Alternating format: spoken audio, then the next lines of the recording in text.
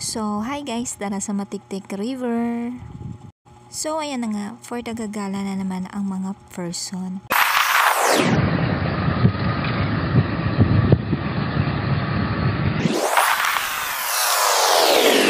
Uy, ayos sa driving skills ah.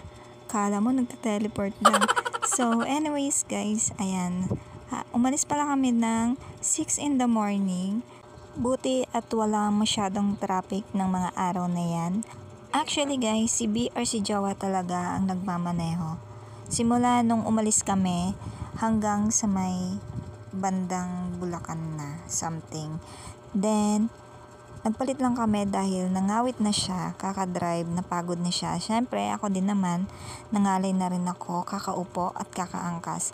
So, nag-decide kami na magpalit muna para makapagpahinga din siya. Then, buti nga masipag siya mag-video at siya talagang nag-video niyan guys. At nandito na pala kami bandang Bitungol. Ayan, yung mga nasa harapan namin, yung isang kolong-kolong at 3 motor, ay mga kasamahan namin yan. Ayan yung mga pinsan ni BR ni Jawa. At kasama ang family nila. Then, nandito na pala kami banda sa may Matiktik River area. Ayan. Actually guys, hindi pa kami dito banda. Doon pa kami sa dulo para mas malinis. Actually guys, meron siyang entrance fee. Pero kayang-kaya, abot kaya nyo talaga siya. 20 pesos only guys. Ayan. Kaya sa mga want na budget friendly lang at maganda ang view, malinis ang tubig, very refreshing kasi river siya guys. Ayan, punta na kayo, yayain nyo na ang mga tropa nyo, pamilya nyo, and yung kabarangay nyo.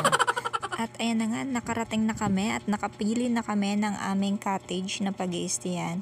Ayan, ang mga cottage dito guys ay nagre-range ng 300 or 400 something pag mga mesa-mesa. At meron na rin pang kalahatan na video ko. At kung gusto nyo naman ng private, meron din silang isang malaking cottage na may kasamang video at nagre-range din siya ng 1.5 guys. So murang-mura lang. At ayan na nga, naglapag na sila ng inumin, pero don't worry guys, ay hindi pa ako uminom niyan dahil sobrang gutom na gutom pa ako, kaya for the food trip muna ang person. At kung napapansin nyo guys, iba na ang aking suot. Actually, nakapag-swimming na kami niyan. Ayan, tuyo na nga kami. At bumalik na agad kami sa aming cottage. Ayan, para mag-shot, banding na rin at kwentuhan. For the kaway-kaway pa ang person, oh. Celebrity yarn. Actually, first time ko lang sila makabanding guys, pero ang babait nila. Di ko naramdaman na iba ako sa kanila. Kapalagayan ko na agad din sila ng loob. So, ayan ang aming view sa aming pinag-istayang cottage at ayan ang mga ganap ng mga araw na yan. At napakadaming tao na mga araw na yan dahil weekends niyan guys. Nakapag-swim na pala kami ulit kahit napakainit ng araw. Okay lang dahil napakalamig naman ng tubig sa ilog. Then, pagkabalik namin dyan, syempre, nagutom uli kami and nagsashot na rin kami. Actually guys, ako lang ba yung gutumin habang umiinom? Mahilig talaga akong kumain ng kanin, lalo na pag nasa inuman.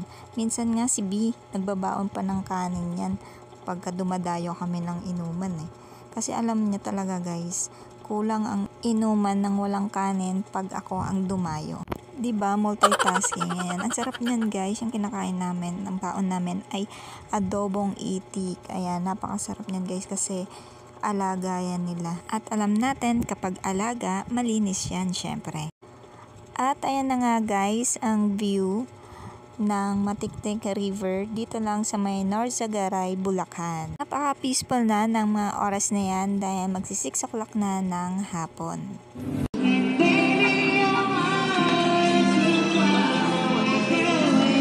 At yung nakita nyo nga pala ay yun yung tinutukoy ko na Tigo 1.5 na cottage na may video kayo. Diba ang ganda ng boses ni ate. Kahit padilim na is go for the push pa rin siya.